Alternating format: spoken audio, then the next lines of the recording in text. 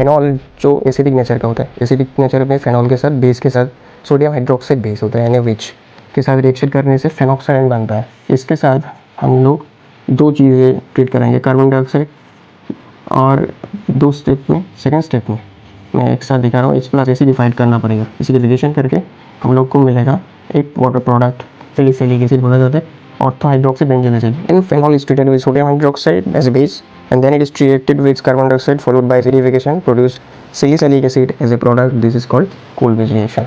European ने जब दिया बॉन्ड पर, यहाँ पर पॉजिटिव चार्ज आया, यहाँ पर कोई पॉजिटिव चार्ज नहीं है, ऑक्सीजन न्यूट्रल है, कोई पॉजिटिव नेगेटिव चार्ज नहीं है, स्टेबल है, इंटरनेट। इस वजह से रिएक्टिविटी ज़्यादा होगा, रेजोनेंस जल्दी होगा मेसोमेरिक इफेक्ट। इसलिए हम बोल सकते हैं वो माइनस बेंजीन के ऊपर, मतलब फेनॉक्साइड के रूप में ज़्यादा प्लास्म इफेक्ट हो गया है किससे, OH के लोन पेयर से। इसका प्लास्म इफेक्ट ज़्यादा प्रायोरिटी होता है। ऑक्सीजन ज़्यादा इलेक्ट्रॉन आपके खुद की तरफ खींचेगा दोनों तरफ से, इस वजह से कार्बन पे जो इलेक्ट्रॉन पेयर है, कोवैलेंट इलेक्ट्रॉन पेयर ऑक्सीजन की तरफ चला जाएगा। इस वजह से कार्बन ज़्यादा इलेक्ट्रॉन वैकेंट फील करेगा, रेजोनेंस करके पैरा से हटा देंगे। ऑर्थो से क्यों नहीं होगा? क्योंकि पोटेशियम का साइज बड़ा है, सोडियम होता तभी ऑर्थो प्रोडक्ट मेजर होता। तो यहाँ पर प्रोडक्ट क्या आएगा? COOH पैरा पोजिशन पर मिलेगा कोई वाला। एसिडेशन सैलिसिलिक एसिड के प्रोसेस ऐसा होता है। क्वेश्चन भी आ सकता है, आपको गुमराह करेगा एसिडाइल स्ट्रक्चर पर, बट आप प्रोसेस जानते हैं, हाइड्रोजन को रिप्लेस करके सीधा एसिडाइल ग्रुप जुड़ जाना है। कार्बोक्सिल ग्रुप को कोई पकड़ना ही नहीं है। क्या मिलेगा इससे? वहाँ पर क्या मिल रहा है? एसिडिक एसिड, यहाँ पर Cl और यहाँ पर हाइड्रोजन HCl। जो HCl बनेगा वो क्या करेगा? बैक कर देगा रिएक्शन, जिससे सैलिसिलिक एसिड मिल जाएगा। तो इसको हटाने के लिए सिस्टम से HCl को हमने pyridine बेस यूज़ करा तो हट जाएगा, बेस रिएक्शन होकर pyridinium सॉल्ट होकर निकल जाएगा। तो इस वजह से एस्पिरिन मिलेगा ज़्यादा कंटेंट पर, रिएक्शन फॉरवर्ड में रिलेटिविटी प्रिंसिपल से HCl निकल जाएगा तो प्रोडक्ट साइड में कॉन्सेंट्रेशन घट जाएगा, तो फॉरवर्ड रिएक्शन के ज़्यादा होगा चांस, और रिएक्शन को प्रोडक्ट कॉन्सेंट्रेशन बढ़ाने के लिए एसिडाइजेशन किसका होता है? OH का। यहाँ पर COOH है बट COCH3 नहीं होगा, COH है बट COCH3 OCOCH3 होना चाहिए। यहाँ पर OH है बट OCH3 है, यहाँ पर भी नहीं होगा, COOH होना चाहिए था। COOH है OCOC, हाँ ये वाला राइट है, यहाँ पर CH3 नहीं है। हेलो एवरीवन, तो सभी को कैविजिट पे स्वागत है और मैं हूँ आपका मेंटर। और आज हम लोग जो लेक्चर के साथ आ रहे हैं उसका topic alcohol phenol ether class 12 में जो केमिस्ट्री का चैप्टर है ऑर्गेनिक केमिस्ट्री में, उसके एक बहुत बेहतरीन रिएक्शन है जो इसका नाम कोल्बेज रिएक्शन है। Kolbe's reaction is nothing but chemical property of phenol. क्या केमिकल प्रॉपर्टी है हम धीरे धीरे जानने जा रहे हैं, और इसके साथ जुड़ा हुआ बहुत सभी सब टॉपिक को हम लोग पढ़ेंगे। Introduction, method of reaction, reaction mechanism देखेंगे, इस रिएक्शन का प्रोडक्ट के साथ फॉर्म होगा, प्रोडक्ट एनालिसिस देखेंगे, chemical reactivity of the product, और धीरे धीरे क्वेश्चन प्रैक्टिस के साथ टॉपिक को समाप्त करने की कोशिश करेंगे। और कोल्बेज रिएक्शन मैं जो बता रहा था, जो फेनॉल के साथ जुड़ा हुआ है, फेनॉल में होता है जनरली इलेक्ट्रोफिलिक सब्स्टिट्यूशन का, इलेक्ट्रोफिलिक सब्स्टिट्यूशन रिएक्शन के एग्जांपल हम लोग मान सकते हैं। कोल्बेज रिएक्शन इलेक्ट्रोफिलिक सब्स्टिट्यूशन रिएक्शन में होता क्या है? एक्चुअली इलेक्ट्रोफिलिक सब्स्टिट्यूशन रिएक्शन मतलब इलेक्ट्रोफाइल कोई होगा जो किसी को सब्स्टिट्यूट करेगा। किसको सब्स्टिट्यूट करेगा? तो हमने बताया था कोल्बेज रिएक्शन फेनॉल का होता है। फेनॉल दिखने में होता है क्या? ऐसा होता है। फेनॉल क्या होता है? फेनॉल आप लोग जानते हैं, फेनॉल बेंजीन के साथ कोई OH हाइड्रोक्सिल ग्रुप जुड़ा होता है, इसको बोलते हैं फेनॉल। कार्बोलिक एसिड भी बोला जाता है। तो फेनॉल में कोई इलेक्ट्रोफाइल आएगा, E+ के साथ हम दिखा रहे हैं इलेक्ट्रोफाइल, जो क्या करेगा? फेनॉल का जो हाइड्रोजन होता है, फेनॉल के रेस्पेक्ट में कोई हाइड्रोजन रिप्लेस होगा, कोई इलेक्ट्रोफाइल इसको साथ जुड़ेगा और फेनॉल का OH जैसा है वैसा ही रहेगा, मतलब और हाइड्रोजन रिप्लेस होगा किससे? H+ होकर निकल जाएगा। इलेक्ट्रोफाइल जुड़ रहा है और हाइड्रोजन निकल जाएगा। इसको हम इलेक्ट्रोफिलिक सब्स्टिट्यूशन बोलते हैं।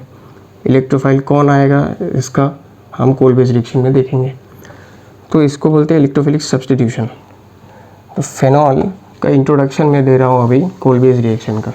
पहले तो हमने बता दिया इसको इलेक्ट्रोफिलिक सब्स्टिट्यूशन बोला जाता है कोल्बेज रिएक्शन को। इंट्रोडक्शन होता है कि फेनॉल जो एसिडिक नेचर का होता है, एसिडिक नेचर में फेनॉल के साथ बेस के साथ सोडियम हाइड्रोक्साइड बेस होता है NaOH के साथ रिएक्शन करने से फेनॉक्साइड आयन बनता है। पहले तो मैं रिएक्शन लिख रहा हूँ, कैसे होता है इंट्रोडक्शन में बताऊँगा। तो फेनॉल के साथ पहले हम NaOH ट्रीट करेंगे, एक बेस सोडियम हाइड्रोक्साइड, क्या बनेगा phenoxide ion, O negative Na positive sodium phenoxide. इसके साथ हम लोग दो चीज़ें ट्रीट करेंगे, कार्बन डाइऑक्साइड, और दो स्टेप में, सेकेंड स्टेप में मैं एक साथ दिखा रहा हूँ, H+ एसिडिफाइड करना पड़ेगा। एसिडिफिकेशन करके हम लोग को मिलेगा एक वाटर प्रोडक्ट जो बेहतरीन सा होता है प्रोडक्ट, इसका नाम सभी को मालूम होगा, नहीं तो आज जान लेंगे। सैलिसिलिक एसिड बोला जाता है, ortho hydroxy benzoic acid. Acid का प्रायोरिटी ज़्यादा है, पूरे ग्रुप को हम बेंजोइक एसिड बोल सकते हैं। बेंजीन के साथ COOH कार्बोक्सिल ग्रुप और OH और हाइड्रोक्सी लेंगे, और इसके रेस्पेक्ट पे ortho position ortho hydroxy benzoic acid लिख लेना, मैं बताऊंगा फिर से। ऑर्थो हाइड्रोक्सी बेंजोइक एसिड और सैलिसिलिक एसिड बोला जाता है। इसमें कोई कंडीशन है, हाँ कंडीशन है 120 degree centigrade to 140 degree centigrade temperature और 4 to 7 एटमॉस्फेरिक प्रेशर में करने से प्रोडक्ट अच्छे मिलेगा, अच्छे यील्ड मिलेगा आपको। ठीक है, कार्बन डाइऑक्साइड और हाइड्रोजन H+ सोडियम फेनॉक्साइड। बता रहा है एनसीईआरटी क्यों हम लोग ने NaOH यूज़ करा है, what is the function of NaOH, because this is called phenol electrophilic substitution reaction देता है, बट रिएक्टिविटी ज़्यादा नहीं होगा, क्योंकि हम जब फेनॉक्साइड आयन बनाकर कोई इलेक्ट्रोफिलिक सब्स्टिट्यूशन कर रहे हैं तो ज़्यादा रिएक्टिव होगा और प्रोडक्ट अच्छे मिलेगा। फेनॉल शो करता है इलेक्ट्रोफिलिक सब्स्टिट्यूशन पर, इतना ज़्यादा रिएक्टिव नहीं होता। तो फेनॉक्साइड आयन ज़्यादा रिएक्टिव होने की वजह से जल्दी रिएक्शन मिलेगा, क्योंकि वजह है इसके में क्यों रिएक्टिविटी फेनॉल कम शो करता है, फेनॉक्साइड आयन ज़्यादा शो करता है इलेक्ट्रोफिलिक सब्स्टिट्यूशन में। क्योंकि जब इलेक्ट्रॉन लोन पेयर अपने प्लस M इफेक्ट की वजह से जब एंजिन रिक डोनेट करेगा और यहाँ पर रेजोनेंस होने की वजह से, एसोमेरिक इफेक्ट की वजह से ऑर्थो और पैरा पोजीशन पे ऐसे करके आएगा, हम लोग जानते हैं, फिर ऐसे वाले प्रोडक्ट मिलेगा रेजोनेटिंग स्ट्रक्चर, ओ के ऊपर पॉजिटिव चार्ज, यहाँ पर नेगेटिव, फिर ऐसे होगा, ठीक है ना, ऐसे करके रेजोनेटिंग स्ट्रक्चर मिलेगा। यहाँ पर क्या हो रहा है थोड़ा नोटिस करिए, ऑक्सीजन के ऊपर पॉजिटिव चार्ज आ रहे हैं, मतलब ऑक्सीजन के पॉजिटिव चार्ज आना मतलब अनस्टेबल है। इलेक्ट्रोनेगेटिव एटम, कोई इलेक्ट्रोनेगेटिव एटम पर पॉजिटिव चार्ज आना अनस्टेबल माना जाता है। तो इसमें जब इलेक्ट्रोफिलिक सब्स्टिट्यूशन कराएंगे तो इंटरमीडिएट जो बन रहा है उसमें अनस्टेबिलिटी देखा जाएगा। तो इस वजह से हम लोग बोल सकते हैं जब हम फेनॉक्साइड आयन करके इलेक्ट्रोफिलिक सब्स्टिट्यूशन कराएंगे तो क्या मिलेगा फ़ायदा, ऐसे हुआ वो नेगेटिव इसको डोनेट करेगा, डबल बॉन्ड इसमें नेगेटिव जाएगा। तो इस वजह से देखो थोड़ा सा देखो, यहाँ पर नेगेटिव डबल बॉन्ड ऑक्सीजन, यहाँ पर कोई पॉजिटिव चार्ज नहीं आया, बट यहाँ पर ऑक्सीजन लोन पेयर ने जब दिया बॉन्ड पर, यहाँ पर पॉजिटिव चार्ज आया। यहाँ पर कोई पॉजिटिव चार्ज नहीं है, ऑक्सीजन न्यूट्रल है, कोई पॉजिटिव नेगेटिव चार्ज नहीं है, स्टेबल है इंटरमीडिएट। इस वजह से रिएक्टिविटी ज़्यादा होगा, रेजोनेंस जल्दी होगा मेसोमेरिक इफेक्ट, क्यों, इसलिए हम बोल सकते हैं वो माइनस बेंजीन के ऊपर, मतलब फेनॉक्साइड के रूप में ज़्यादा प्लासम इफेक्ट शो करेगा, किससे, OH के लोन पेयर से। इसका प्लासम इफेक्ट ज़्यादा प्रायोरिटी होता है।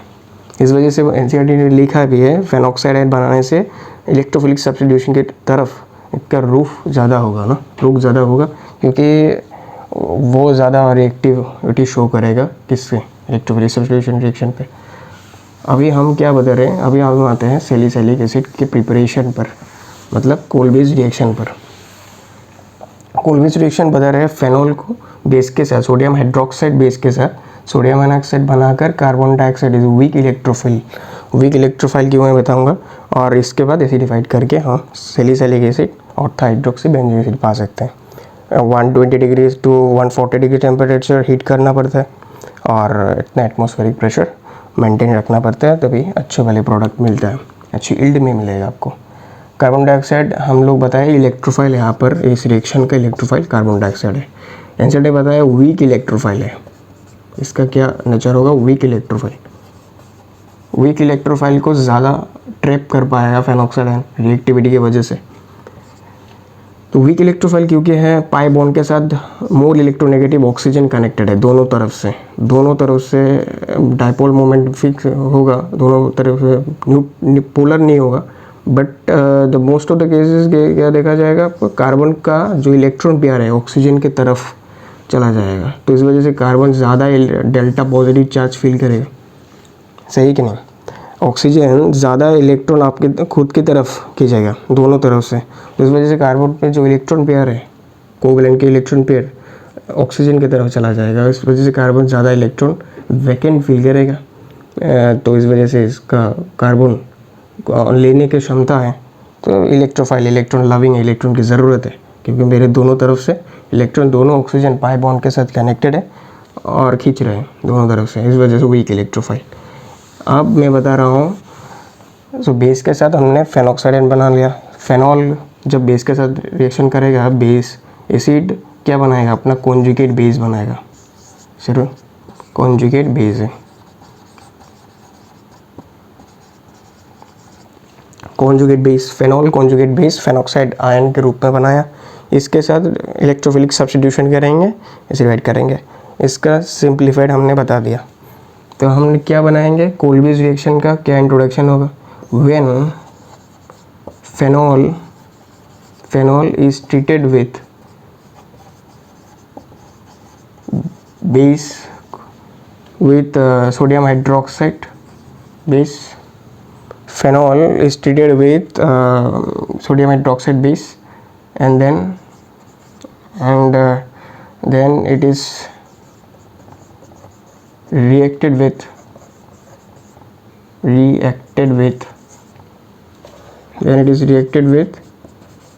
carbon dioxide, followed by acidification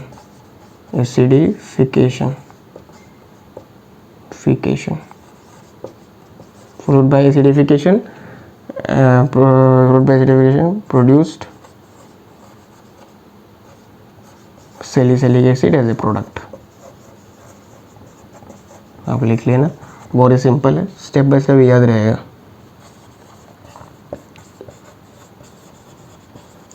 मतलब when phenol is treated with sodium hydroxide as a base and then it is reacted with carbon dioxide followed by acidification produced salicylic acid as a product, this is called Kolbe's reaction. Kolbe's Schmitt भी बोला जाता है, कभी कभी कोई book में आप देखेंगे कोलबेज स्मिथ, बट हमारे एनसीईआरटी में कोलबेज रिएक्शन के नाम के जाना जाता है। और when phenol treated with sodium hydroxide and is reacted with carbon dioxide followed by acidification। हमने पहले बेस के साथ सोडियम मोनोऑक्साइड बनाया, रिएक्टिविटी ज़्यादा होने की वजह से कार्बन डाइऑक्साइड को ट्रैप कर लेगा, किसके लिए, इलेक्ट्रोफिलिक सब्स्टिट्यूशन की वजह से, वीक इलेक्ट्रोफाइल है।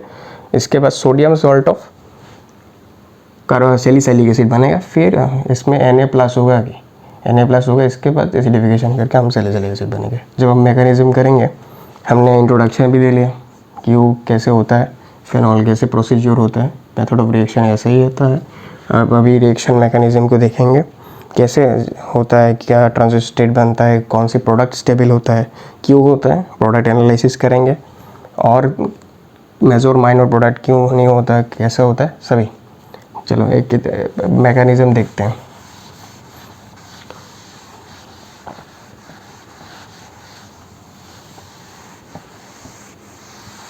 मैकेनिज्म कैसा होता है, मैकेनिज्म नोट्स अच्छी तरह से बनाना होगा। मैकेनिज्म पहले हमने क्या बताया था, फेनॉल आता है, OH पहले स्टेप में NaOH आता है, NaOH Na+ OH- बेस। पहले स्टेप में जब एसिड बेस के सामने आता है, बेस क्या करता है, अपना हाइड्रोजन खींच लेता है एसिड से, और यहाँ पर O- हो जाता है। यहाँ पर Na+ है तो अपना कॉन्जुगेट बेस बना देगा, O- Na+ क्या निकला, एसिड बेस रिएक्शन पे वाटर निकला है। Simple process, OH minus hydrogen के डिप्रोटोनेट करवाया, एसिड का H+, एसिडिक H+ ने निकलवाया, यहाँ पर सोडियम फेनॉक्साइड बना। अभी आएगा आपका वीक इलेक्ट्रोफाइल, जो प्लेनर शेप में हम लिखेंगे क्योंकि प्लेनर मोलिक्यूल है, कार्बन S पे हाइब्रिडाइज्ड है। तो यहाँ पर होगा रेजोनेंस, ऑक्सीजन का O-, यहाँ पर नेगेटिव डबल बॉन्ड टूटेगा पाई बॉन्ड का, यहाँ पर अटैक करवाएगा, कार्बन डेल्टा पॉजिटिव चार्ज है, O नेगेटिव। तो हम कह सकते हैं एक ट्रांजिशन स्टेट बना सकते हैं हम। इतने सारे प्रोसेस हो रहा है ना, O नेगेटिव कार्बन के ऊपर नेगेटिव ज़्यादा न्यूक्लियोफिलिक नेचर होता है, वो कार्बन के ऊपर डोनेट करेगा और ऑक्सीजन नेगेटिव अटैक होगा। तो इसमें होता है क्या, एक ट्रांजिशन स्टेट थोड़े समय के लिए एक ट्रांजिशन स्टेट बनता है। मैं क्यों दिखा रहा हूँ, ट्रांजिशन दिखाना ज़रूरी नहीं है मैकेनिज्म पर, बट क्या दिखा रहा हूँ दूसरे क्वेश्चन में आता है, जब क्वेश्चन आएगा तब पता चलेगा। यहाँ पर हम बता सकते हैं थोड़ी देर के लिए हम एक ट्रांजिशन स्टेट ड्रॉ करेंगे। ओके, यहाँ पर O नेगेटिव था, यहाँ पर Na पॉजिटिव लिख सकते हैं। यहाँ पर हम इसको जोड़ दे रहे हैं। Okay, C double bond O negative, यहाँ पर double bond O। Okay, like this. यहाँ पर बॉन्ड फॉर्मेशन हो रहा है, सभी हो रहा है। तो इसके ऑक्सीजन का नेगेटिव और Na पॉजिटिव के साथ एक इलेक्ट्रोवैलेंट बॉन्ड है, तो यहाँ पर भी अट्रैक्शन है, यहाँ पर भी अट्रैक्शन है। O नेगेटिव बन रहा है, सोडियम को खींच रहा है, दोनों तरफ से सोडियम मिडिल एटम की तरह सोडियम मेटल आयन अंदर है। एक केज फॉर्मेशन हो रहा है, साइक्लिक ट्रांजिशन स्टेट बन रहा है। हम इसको ट्रांजिशन स्टेट को डबल डिगर सिंबल से दिखाते हैं, ऐसे डबल करके एक टर्न। ओके, तो this is called transition state. थोड़े समय के लिए, फ्रैक्शन ऑफ सेकंड के लिए हम ऐसे सोच सकते हैं, ऐसे ट्रांजिशन स्टेट बन रहा होगा। 6 मेंबर्ड है, ऑक्सीजन 2 3 4 5 6, 6 मेंबर ट्रांजिशन स्टेट बन रहा है। सही है, दिख रहा है हम लोगों को ना, ट्रांजिशन स्टेट बन रहा है। 6 मेंबर ट्रांजिशन स्टेट यहाँ पर स्टेबल है, ट्रांजिशन स्टेट बन रहा है। 6 member ring is very stable. So now sodium की वजह से भी है, सोडियम मॉडरेट साइज का है, तो इस वजह से टूटेगा नहीं ring. Strong bonding attraction, comparative size है, ऑक्सीजन से सोडियम ज़्यादा डिफरेंस नहीं है, साइज की वजह से स्ट्रॉन्ग के साथ इलेक्ट्रॉन क्लाउड अट्रैक्शन हो रहा है। तो यहाँ पर स्टेबल मिलने स्टेबिलिटी मिल रही है। तो हम इसके बाद क्या हो रहा है, हम यहाँ पर फोकस कर सकते हैं। थोड़े समय के लिए हम ट्रांजिशन स्टेट भी देख लिया साइक्लिक की वजह से। तो यहाँ पर ऑर्थो वाला प्रोडक्ट मेजर मिलेगा आपको। इसका वजह है हम बताएंगे इंट्रामोलिकुलर हाइड्रोजन बॉन्डिंग, बाद में डिस्कस करेंगे।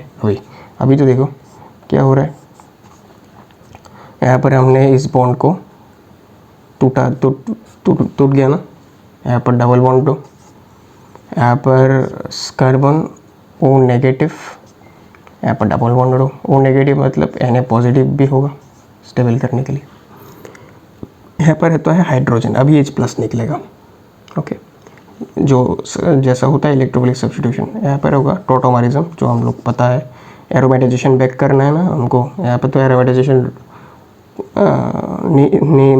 एरोमेटाइजेशन टूट गया था, अभी हम लोग को बैक करना है। O नेगेटिव होगा, H+ को पकड़ लेगा, तो क्या बना, सिंपल। यहाँ पर O ने फिर से हाइड्रोजन पकड़ लिया, O नेगेटिव हाइड्रोजन पकड़ लिया। यहाँ पर अभी भी O negative double bond O, Na positive है, ठीक है। C double bond O negative है, यहाँ पर डबल बॉन्ड फिर से आ गया, फिर से हम लोग ने बेंजीन एरोमेटाइजेशन पा लिया। फिर से हमारा sodium salt of salicylic acid हमको मिल गया, सैलिसिलिक एसिड मिल गया। फिर इसको HCl डाइल्यूट HCl के साथ एसिडिफिकेशन करेंगे, तो हमारा जो एम था क्या बनाना, salicylic acid COOH, ortho hydroxy benzoic acid और salicylic acid. Ortho position benzoic acid का, ortho hydroxy group, ortho hydroxy benzoic acid, और इसको हम सैलिसिलिक एसिड, प्यार से हम सैलिसिलिक एसिड बुलाते हैं। आप लोगों को भी नाम भी कोई प्यार से बुलाता होगा, मम्मी पापा बुलाता होगा। तो इसके वजह से हम केमिकल वर्ल्ड में इसको प्यार से सैलिसिलिक एसिड बुलाना है। तो इतने सारे मैकेनिज़्म, बहुत ज़्यादा मैकेनिज़्म नहीं है। पहले तो बेस के साथ ट्रीट करके फेनॉक्साइड आयन बनाया, सोडियम फेनॉक्साइड, जो ज़्यादा रिएक्टिव होता है, मैंने बताया वीक इलेक्ट्रोफाइल कार्बन डाइऑक्साइड के साथ, तो इसको ट्रैप कर लेगा। और इलेक्ट्रॉन क्लाउड यहाँ पर स्टेबल है, सोडियम कंपैरेटिव साइज़ है, ज़्यादा डिफरेंस नहीं है साइज़ में, इलेक्ट्रॉन क्लाउड स्टेबल होगा सिस मेंबर ट्रांजिशन स्टेट के साथ। और ऑर्थो वाला प्रोडक्ट क्यों मेजर आया, अभी देखो मैं इसको तोड़ के लिखता हूँ, यहाँ पर समझ जाएंगे आप लोग को, दिख रहा होगा थोड़ा थोड़ा। इसको तोड़ भी लेता हूँ, ज़्यादा क्लियरिटी मिलेगा आपको। यहाँ पर OH COOH OH, तो होता है क्या, हाइड्रोजन ऑक्सीजन किसके साथ, इलेक्ट्रोनेगेटिव एटम के साथ जुड़ा हुआ है, डेल्टा नेगेटिव डेल्टा पॉजिटिव। तो यहाँ पर भी कार्बन ज़्यादा इलेक्ट्रोपॉजिटिव एटम है, इलेक्ट्रोनेगेटिव एटम। तो यहाँ पर मिलेगा आपको intramolecular hydrogen bonding, intramolecular hydrogen bonding. मैं इसको ज़्यादा नहीं लिख रहा हूँ, intramolecular hydrogen bonding. Intramolecular hydrogen bonding के पास होने से पैरा पोजीशन पे होता अटैक, यहाँ पर से अटैक होता, तो यहाँ पर इंट्रामोलिकुलर हाइड्रोजन नहीं मिलता, और इस वजह से यहाँ पर मिल रहा है, मतलब यहाँ पर प्रोडक्ट स्टेबल होगा, थर्मोडायनेमिकली स्टेबल होगा। तो इस वजह से हम बता सकते हैं why it is major, because of intramolecular hydrogen bonding. Second case आप सोडियम के वजह से अभी बता सकते हैं यहाँ पर competitive side, but more appropriate answer हो भी इंट्रामोलिकुलर हाइड्रोजन बॉन्डिंग की वजह से मेजर प्रोडक्ट ऑर्थो वाला हो रहा है, ortho hydroxy benzoic acid in case of Kolbe's reaction, this is product. तो मैंने बता दिया। अभी हम लोग पहले से इसको नोट करो, नोट करके हम लोग और एक एनालिसिस देखेंगे प्रोडक्ट का। हमने तो ऑर्थो वाला प्रोडक्ट मेजर पा लिया इस कॉमन मेथड से कोल बेस रिएक्शन के, क्या पैरा वाला प्रोडक्ट भी मेजर हो सकता है, कि इसके लिए क्या कंडीशन की ज़रूरत होगा, वो उसको भी देखेंगे। ओके, चलो इसको नोट करो, पहले नोट कर लिया। तो मैं अभी करूँगा पैरा वाला। ओके, पैरा कैसे मेजर होगा,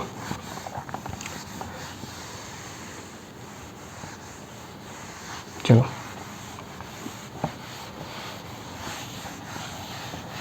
पैरा वाला कब मेजर होगा, इलेक्ट्रोफिलिक सब्स्टिट्यूशन करवा कर। तो आप इस सवाल को करो, कोई कौन कर सकता है, मैं देखता हूँ कोई कर सकता है। पहला मैंने क्या बताया, सोडियम हाइड्रोक्साइड लेंगे ना, अभी पोटेशियम हाइड्रोक्साइड लेते हैं। क्या हम पोटेशियम हाइड्रोक्साइड के साथ कर सकते हैं, बेस तो है, स्ट्रॉन्ग बेस भी है। फिर इसको क्या करना है, CO2 और H+ के साथ, ऐसा भी लिख के आता है। प्रेशर टेम्परेचर नहीं होता है, आपको समझ जाना है। बेस कार्बन डाइऑक्साइड और फेनॉल है, मतलब कोल बेस रिएक्शन बताया। प्रोडक्ट क्या मिलेगा आपको, क्या प्रोडक्ट ऐसा होगा, क्या हमको ऑर्थो हाइड्रोक्सी बेंजोइक एसिड मिलेगा। कौन इस आंसर ए बताया, ये वाला गलत होता। क्यों ऑर्थो हाइड्रोक्सी, ऑर्थो वाला product ortho hydroxy benzoic acid मतलब सैलिसिलिक एसिड क्यों नहीं बना, इसका यूज़ है पोटेशियम हाइड्रोक्साइड। जब हम पोटेशियम हाइड्रोक्साइड बनता तब बनता पोटेशियम फेनॉक्साइड है, सोडियम फेनॉक्साइड नहीं बनता। क्या बनता, पोटेशियम बनता, पोटेशियम फेनॉक्साइड बनता। जब थोड़ा सा मैकेनिज्म यहाँ पर ज़रूरत होता, CO2 वीक इलेक्ट्रोफाइल, तो यहाँ पर होता रेजोनेंस करके नेगेटिव आता, C नेगेटिव अटैक करता, फिर से C नेगेटिव को ऑक्सीजन, वो नेगेटिव हो जाता। मतलब जो ट्रांजिशन स्टेट थोड़े समय के लिए बना, वो क्या बनता, यहाँ पर ट्रांजिशन स्टेट वो नेगेटिव था, यहाँ पर CO नेगेटिव, पोटेशियम प्लस है, वो डबल बॉन्ड हो, मतलब ऐसा वाला ट्रांजिशन स्टेट मिलता आपको, जिसमें क्या हो रहा है, पोटेशियम जिसका साइज़ बहुत ज़्यादा है, एटॉमिक नंबर कितने, सोडियम पोटेशियम, सोडियम के एक पीरियोडिक टेबल में देखो, सोडियम के एक पीरियड नीचे आता है पोटेशियम, तो मतलब पोटेशियम का साइज़ बहुत ज़्यादा है, ऑक्सीजन के साइज़ छोटा है। पोटेशियम साइज़ बड़ा होने से जो ट्रांजिशन स्टेट 6 मेंबर जो बन रहा था इलेक्ट्रॉन क्लाउड के तरफ, साइक्लिक ट्रांजिशन स्टेट, वो अनस्टेबल हो जाता, फॉर्म ही नहीं होता है, यहाँ पर टूट जाएगा, बनेगा नहीं पोटेशियम के साइज़ ज़्यादा होने से। तो इस वजह से हम बोल सकते हैं जो यहाँ पर रेजोनेंस करके जो ऑर्थो से अटैक होगा नहीं होगा, इसमें क्या होगा यहाँ पर मैं बता दे रहा हूँ, आप कर लेंगे। ओके, यहाँ पर O नेगेटिव, पोटाशियम पॉजिटिव, जब CO2 आता और यहाँ पर ऑर्थो पर रेजोनेंस होकर प्रोडक्ट नहीं बनेगा, यहाँ पर रेजोनेंस होगा, यहाँ पर C नेगेटिव आएगा, जो यहाँ पर अटैक करेगा ऑक्सीजन O नेगेटिव होगा, समझे। यहाँ पर O negative C double bond resonance करके पैरा से अटैक होगा, ऑर्थो से क्यों नहीं होगा, क्योंकि पोटाशियम का साइज बड़ा है, सोडियम होता तभी ऑर्थो प्रोडक्ट मेजर होता। तो यहाँ पर प्रोडक्ट क्या आएगा, COOH पैरा पोजीशन पर मिलेगा आपको, वही वाला पैरा हाइड्रोक्सी बेंजोइक एसिड मिलेगा। यहाँ पर पैरा वाला मेजर आता, ज़्यादा अमाउंट पे पैरा वाला मिलेगा। कब, पोटाशियम हाइड्रोक्साइड यूज़ करने पे। राइमाटिमिन में ऐसा होता नहीं था। राइमाटिमिन में NaOH और KOH दोनों के लिए सेम होता था, सैलिसिल एल्डिहाइड प्रोड्यूस होता था। बट यहाँ पर दोनों फैक्टर अलग हैं। सोडियम हाइड्रोक्साइड की वजह से सैलिसिलिक एसिड मिलता है, जो बहुत सारा यूज़फुल होता है, क्योंकि स्किन फार्मेसी में स्किन के लिए डेवलपमेंट के लिए सैलिसिलिक एसिड ज़रूरत होता है। तो इसके लिए हम सैलिसिलिक प्रिपरेशन भी कोल्बे इलेक्ट्रोल मेथड, कोल्बे प्रोसेस से बनाते हैं, कोल्बे रिएक्शन से। बट हम पैरा हाइड्रोक्सी बेंजोइक एसिड मतलब इसको भी प्रोड्यूस कर सकते हैं, बट कब, KOH डालने से। KOH डालने से मेजर प्रोडक्ट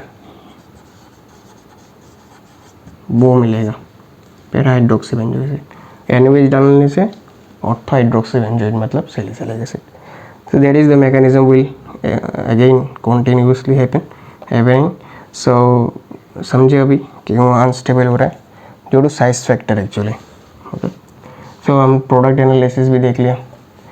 अब देखेंगे जो हमारा प्रोडक्ट नॉर्मल रिएक्शन से हो रहा था, सोडियम हाइड्रोक्साइड के रिएक्शन के वजह से क्या बन रहा था। फिर से लिख रहा हूँ, ऑर्थो वाला। ओके, यहाँ पर मैं COOH लिख रहा हूँ, सेम ही तो है OH, ortho hydroxy benzoic acid बन रहा था। हमने इंट्रोडक्शन देख लिया, method of reaction mechanism, product का एनालिसिस, कब मेजर होगा माइनर होगा, समझे। KOH डालने से मेजर कौन सा होगा, पैरा वाला, पैरा हाइड्रोक्सी बेंजोइक एसिड। और ऑर्थो कब होगा, जब NaBH डालने से, सोडियम हाइड्रोक्साइड। थोड़ा सा लिख के रखना, और साइज फैक्टर, क्योंकि ट्रांजिशन स्टेट नहीं स्टेबल हो रहा है, पोटाशियम साइज बड़ा होने से। केमिकल रिएक्टिविटी देखेंगे अभी, जो प्रोडक्ट का मेन, जो कोल्बेज रिएक्शन का नॉर्मल रिएक्शन था, जो NaBH डालने से होता था, उसका होता है सैलिसिलिक एसिड। उसका क्या नेचर होगा अभी, क्या हम इसको और भी स्टडी करेंगे, यस और भी करेंगे। इसको हम लोग एसिटिक एनहाइड्रेट के साथ रिएक्शन करेंगे। क्या आपको पता है एसिटिक एनहाइड्रेट दिखते में कैसे होता है, दो एसिटिक एसिड के जुड़ने से एसिटिक एनहाइड्रेट बनता है, 1 मॉलिक्यूल ऑफ वाटर निकल जाने के बाद एसिटिक एनहाइड्रेट। एनहाइड्रेट मतलब वाटर नहीं, एनहाइड्रस से एनहाइड्रेट है।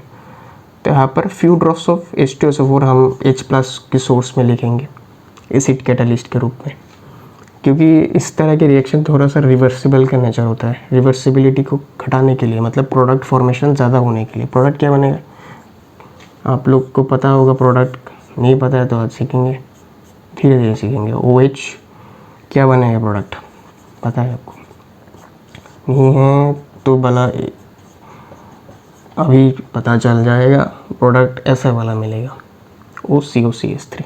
इसको बोलेंगे एसिटाइल सैलिसिलिक एसिड, जो सैलिसिलिक एसिड का डेरिवेटिव है, पता ही चल रहा है।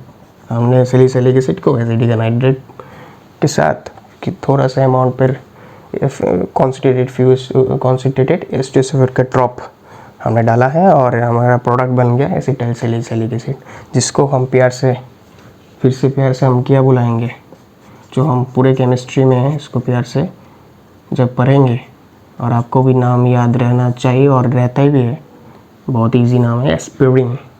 वेरी इंपॉर्टेंट कंपाउंड, पता होगा, बट बहुत सारे कारण की वजह से एस्पिरिन बहुत ही इंपॉर्टेंट मॉलिक्यूल है, तो हम प्यार से एस्पिरिन बुलाएंगे।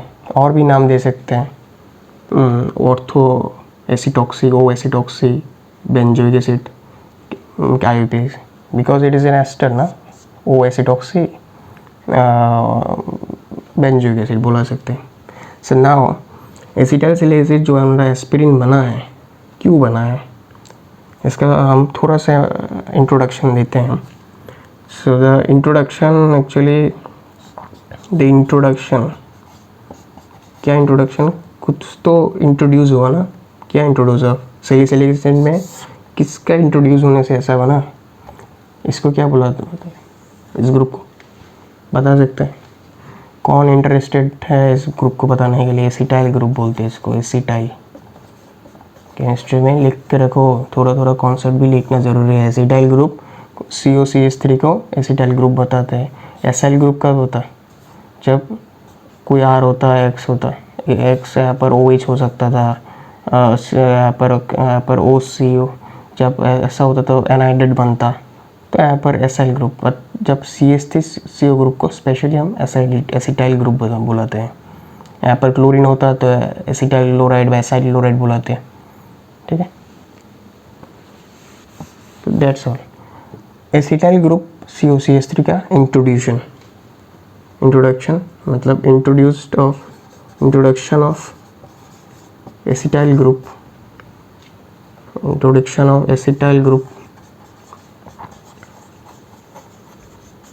एसिटाइल ग्रुप टू अल्कोहल और phenol is called acetylation. Acetyl group का एडिशन मतलब एसिटाइलेशन, इसको एसिटाइलेशन लिख लेना, एसिटाइलेशन।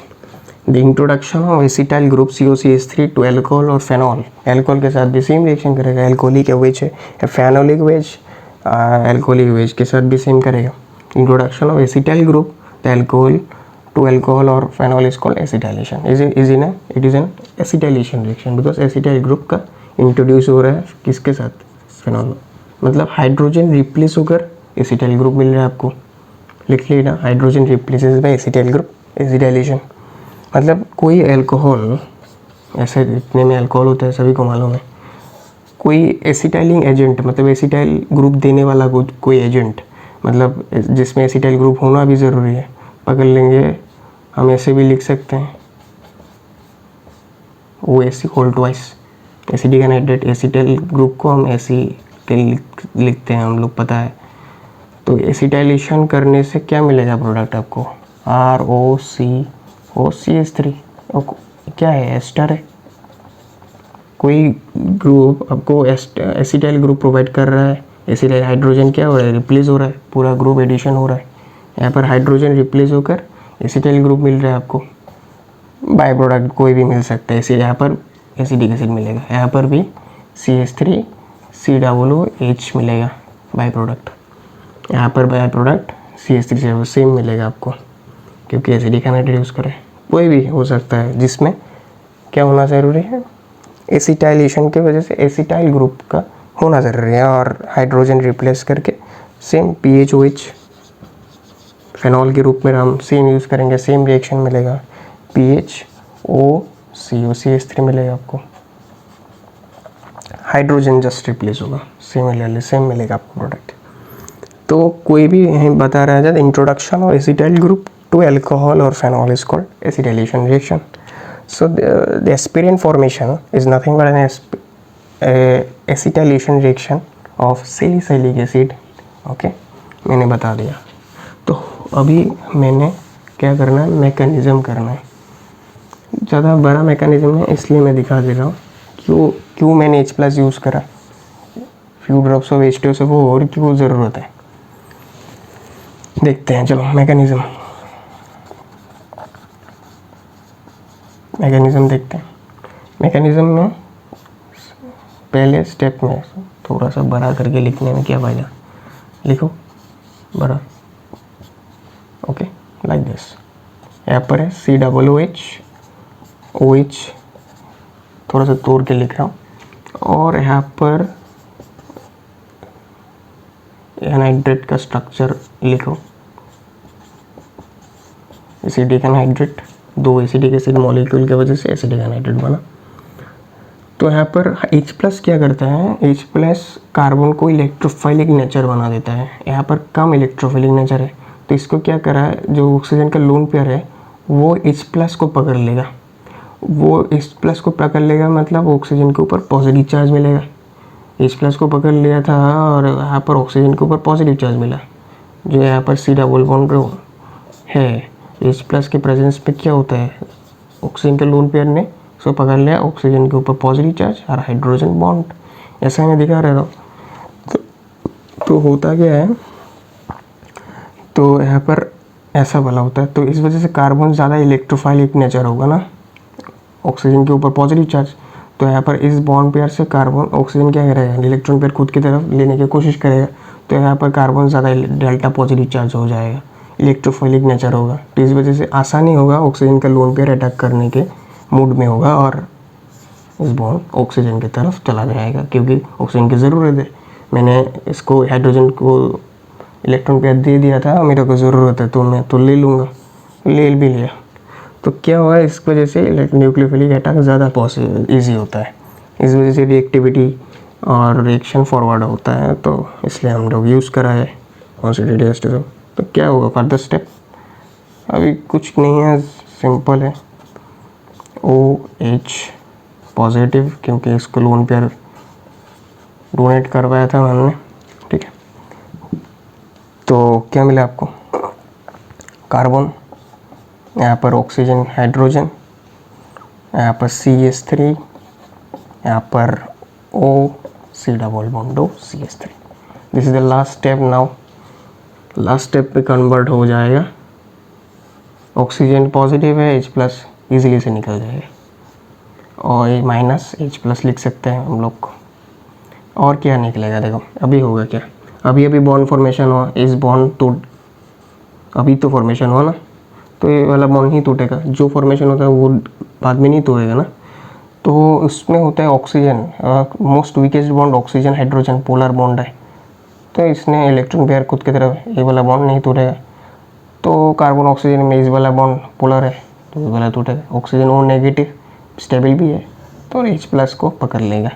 तो यहाँ पर O नेगेटिव ने H+ पकड़ लिया, CH3 COOH एसिडिक एसिड होकर निकल जाएगा।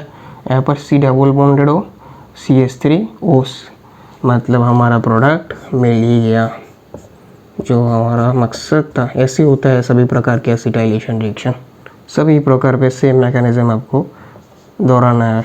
C डबल बॉन्ड हो CH3O, C डबल बॉन्ड हो CH3, बाई प्रोडक्ट क्या मिला आपको, CH3 COOH, by product CH3 COOH। तो हम इसको अलग करके एस्पिरिन को निकल कर हम लोग यूज़ करेंगे। क्या यूज़ करेंगे अभी भी देखेंगे, कितने प्रकार की यूज़ होता है, analgesic, anti pyretic, anti inflammatory, heart attack के मेडिसिन पर भी बहुत ही यूज़फुल कंपाउंड है, बहुत यूज़फुल, आप बता नहीं सकते आजकल की लाइफ में एस्पिरिन कितने सारे मेडिसिन में यूज़ होते हैं। एस्पिरिन एसिडाइलेशन सैलिसिलिक एसिड का प्रोसेस ऐसा होता है। क्वेश्चन भी आ सकता है, आपको गुमराह करेगा एसिडाइल स्ट्रक्चर पर, बट आप प्रोसेस जानते हैं, हाइड्रोजन को रिप्लेस करके सीधा एसिडाइल ग्रुप जोड़ देना है। कार्बोक्सिल ग्रुप को कोई पकड़ना ही नहीं है, कार्बोक्सिल जैसा है वैसे है। एसिटाइलेशन किसका होता है, मैंने लिखा है एल्कोहल और फेनोलिक का, फेनॉल का, मतलब OH में हाइड्रोजन को रिप्लेस करेंगे, एसिटाइल ग्रुप जोड़ेंगे, एसिटाइलेशन सीधा, इसको ऐसे ही रखना है। ऑक्सीजन हाइड्रोजन का एसिटाइल ग्रुप जोड़ देना है, सिंपल ऐसा होता है, सिंपल प्रोसीजर।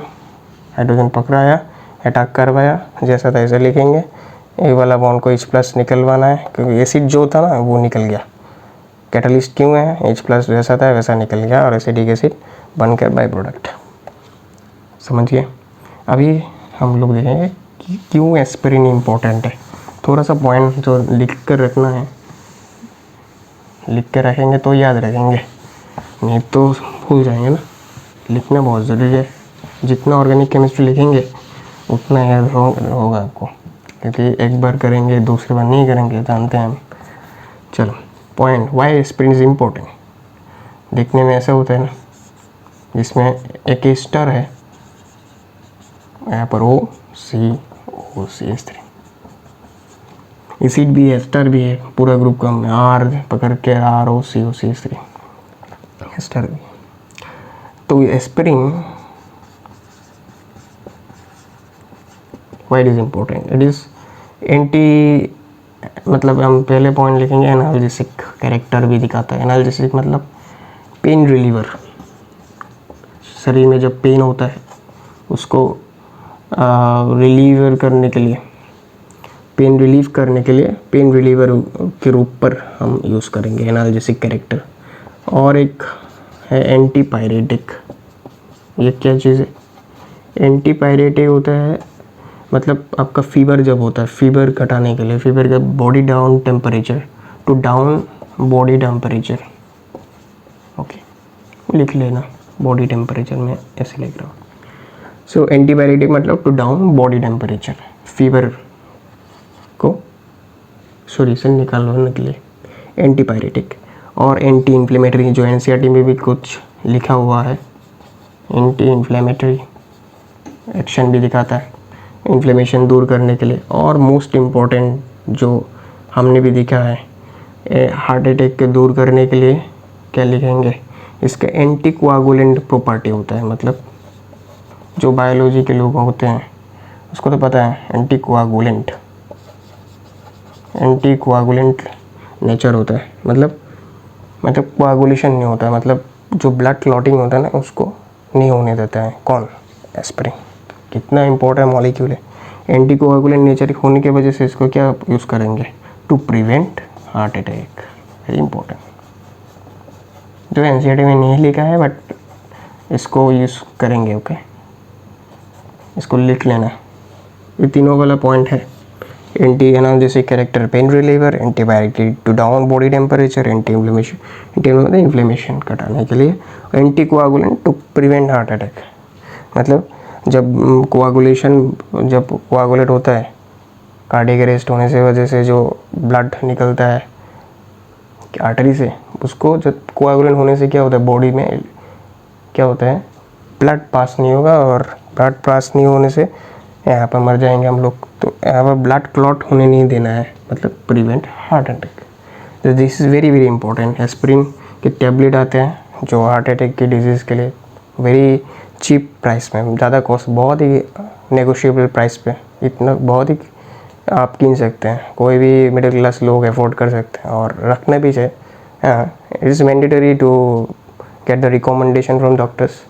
सभी के लिए एस्पिरिन आप लोग नहीं देखते क्योंकि इसका ब्लड प्रेशर के भी फंडा है, किसी के ब्लड प्रेशर कम ज़्यादा होता है उसमें आपको रखना है मैंडेटरी को, वो डॉक्टर के रिकमेंडेशन की वजह से आपको लेना होगा। ओके, एस्पिरिन टैबलेट के नाम पे ही आता है।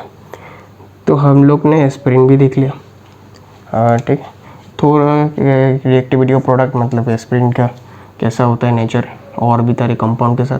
अब 2-3 सवाल देखकर इसको क्लोज करते हैं। ओके, कोल्बिज रिएक्शन के ज़्यादा सवाल ऐसे ही आता है, मैंने तो एक्स्ट्रा भी करवा दिया। पोटेशियम हाइड्रोक्साइड कभी नहीं आया इतना ज़्यादा, बट सोडियम हाइड्रोक्साइड साथ रिएक्शन बहुत ज़्यादा होता है। हम लोग अभी करेंगे थोड़े सवाल करना। ओके, यहाँ पर है COOH, क्या है, सैलिसिलिक एसिड, CH3COCl, मैंने बताया एसिटाइल क्लोराइड, बेसाइल क्लोराइड। यहाँ पर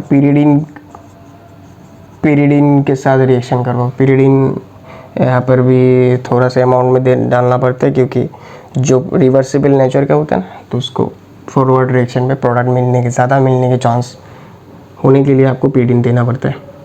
करवाओ, रिएक्शन क्या होगा, यहाँ पर दिख रहा है सीधा एसिटाइल ग्रुप का सोर्स है, फेनोलिक OH है, और हम लोग नाम भी जानते हैं सैलिसिलिक एसिड है, लिख लेना सैलिसिलिक एसिड। रिएक्शन है बट सैलिसिलिक एसिड के साथ रिएक्शन करवाओ, क्या मिलेगा, सेम प्रोसीजर, COOH मिलता और आपको OCOCH3 मिलेगा। क्या मिलेगा, हाइड्रोजन को रिप्लेस कर देना है, COCH3 बाई प्रोडक्ट क्या मिलेगा, HCl। वहाँ पर क्या मिलता था, एसिडिक एसिड, यहाँ पर Cl और यहाँ पर हाइड्रोजन HCl। जो HCl बनेगा वो क्या करेगा, बैक कर देगा रिएक्शन, फिर से सैलिसिलिक एसिड मिल जाएगा। तो इसको हटाने के लिए सिस्टम से HCl को हमने pyridine बेस यूज़ करा तो हट जाएगा, बेस रिएक्शन होकर pyridinium सॉल्ट होकर निकल जाएगा। तो इस वजह से एस्पिरिन मिलेगा ज़्यादा कंटेंट पर, रिएक्शन फॉरवर्ड में हम एक पार्ट ले एसिटिलिक प्रिंसिपल भरा है, ले एसिटिलिक प्रिंसिपल से HCl निकल जाएगा तो प्रोडक्ट साइड में कॉन्सेंट्रेशन घट जाएगा, तो फॉरवर्ड रिएक्शन के ज़्यादा होगा चांस और रिएक्शन को प्रोडक्ट कॉन्सेंट्रेशन बढ़ाने के लिए। यही तो लेजोटिली प्रिंसिपल था। HCl हम पर कॉन्सेंट्रेशन घट गया तो फॉरवर्ड रिएक्शन ज़्यादा होगा, क्योंकि हम लोग प्रोडक्ट कॉन्सेंट्रेशन बढ़ाना है, ऑपोजिट होना है ना। तो इस वजह से लेजोटिली प्रिंसिपल HCl हटा दिया बेस के होने की वजह से, और एस्पिरिन के प्रोडक्शन भी बढ़ गया, तो फ़ायदा हुआ। इस तरह के क्वेश्चन आते हैं एसिटिलिक, जहाँ पर आपको एसिटिलिक का सोर्स मिलेगा और फेनोलिक OH, और आपको ऐसे भी OH हो सकता है। जो एसिडिक रिएक्शन इस वाली रिएक्शन का है, मैंने इसको सैलिसिलिक एसिड पे यूज़ करा है। ओके, सेम एसिडिक एनहाइड्रेट जो भी मिलेगा आपको। लास्ट सवाल मैं दूंगा, और आपको गुमराह करने के लिए क्या क्वेश्चन आएगा। मैंने जो बताया था ना एस्पिरिन का स्ट्रक्चर क्यों कैसे याद रखना, मैंने तो बता दिया। क्वेश्चन कैसे आता है, the product will form by the following reaction, the product will form by the following reaction, by the following reaction is, क्या रिएक्शन है आपको कोई नहीं बताएगा कौन क्या रिएक्शन है, सीधा डाल देगा आपको COOH वही सैलिसिलिक एसिड, मैंने तो बता दिया। बट इसको क्या करेंगे, सीधा एनहाइड्रेट के साथ ट्रीट कर देंगे। बहुत बार JEE मेंस में सवाल आया है और इसमें ऐसे ही करके पूछा है आपको, बट आपको ऐसे ही मिलेगा। ओके, प्रोडक्ट कर लीजिए ए वाला, तो ए इस ऐसे पूछेगा, ए इस जैसे भी सवाल आ सकता है। ऑप्शन नंबर 1 क्या मिलेगा आपको, ऐसे OH OCO CH3। 2 वाला ऑप्शन है, पकड़ लीजिए ऐसे वाला देकर, COOH CO CH3। Third option is, सोचो अभी, पहले आप मेरे कमेंट सेक्शन पर करना सवाल को सॉल्व, देखता हूँ कौन अच्छे वाले आंसर करा। इसको COOH लिख लो। फोर्थ ऑप्शन क्या मिलेगा, COOH पर लिख लो CH3। करवाओ कौन सा प्रोडक्ट होगा। कभी कभी लगता है ये वाला प्रोडक्ट, जो जिसने सोचा नहीं होगा ना अच्छी तरीके से क्या हो रहा है, एसिटाइलेशन क्या होता है, हाइड्रोजन रिप्लेस करके एसिटाइल ग्रुप जोड़ना है, तो सीधा कभी कभी कन्फ्यूजन होगा, अरे इस COCH3 था ना OCOCH3 था, याद नहीं आएगा। क्या फेनॉल रिप्लेस हुआ था, मैम ने बताया था कार्बोक्सिलिक एसिड को छूना भी नहीं है, सीधा एसिटाइलेशन किसका होता है, OH का। यहाँ पर COOH है बट COCH3 नहीं होगा, COH है बट COCH3 OCOCH3 होना चाहिए। यहाँ पर OH है बट OCH3 है, यहाँ पर भी नहीं होगा, COOH होना चाहिए था। COOH है OCOC, हाँ इस वाला राइट है, यहाँ पर तो CH3 नहीं है, ये वाला भी नहीं होगा। ऐसे करना है, क्या सोचना है, COOH होना चाहिए और OH के रिप्लेस में, हाइड्रोजन के रिप्लेस में क्या होना चाहिए, acetyl group. That is the concept, ऐसे याद रखना है। आपको पता है एसिटाइलेशन होने की वजह से सैलिसिलिक एसिड से एस्पिरिन बनता है, कैसे बनता है मैंने भी दिखाया, और ऐसे ही याद रखना है। OCOCH acetyl group, COCH3 OCOC, ester होना चाहिए, एस्टर, एस्टर का ग्रुप होता है OCO और CH3, इसके साथ पूरा बेंजोइक एसिड का रिंग जुड़ा होगा, ये वाला करेक्ट है, बाकी सब करेक्ट है। आपको कॉन्सेप्ट जो याद रखना है, तभी लॉन्ग टर्म के लिए याद रहेगा। मैंने सभी बता दिया, इंट्रोडक्शन से शुरू करा था, reaction mechanism, product analysis, question practice भी करवा दी। इतनी सवाल आते हैं इस कॉन्सेप्ट से। कोल्बेज रिएक्शन, एस्पिरिन प्रोडक्शन, इससे बहुत इंपॉर्टेंट है सैलिसिलिक मॉलिक्यूल।